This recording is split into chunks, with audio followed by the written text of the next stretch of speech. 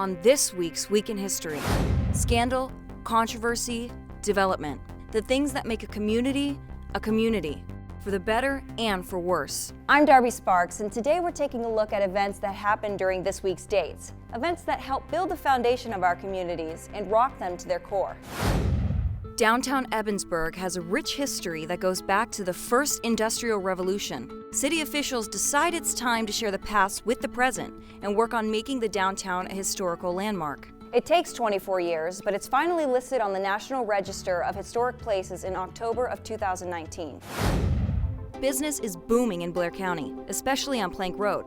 For city planners, it's the perfect time to start building a convention center and a baseball field in order to keep business on the up and up. The Blair County Convention Center project is finished in May of 2001, and both it and the Logan baseball field have become staples of our community.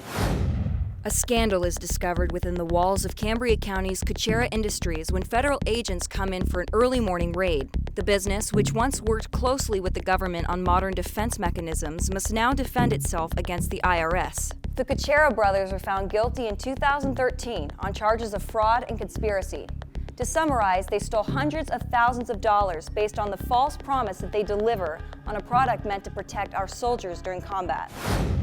Thousands across Pennsylvania are grief-stricken after word that head coach Joe Paterno has lost his battle to cancer.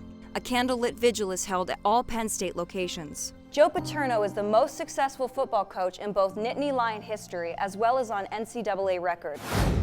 Former Altoona police officer Dwayne Eichenlaub is found guilty for aggravated assault and conspiracy for beating Earl Eshelman in an Altoona bar's bathroom back in 2010 and trying to cover it up.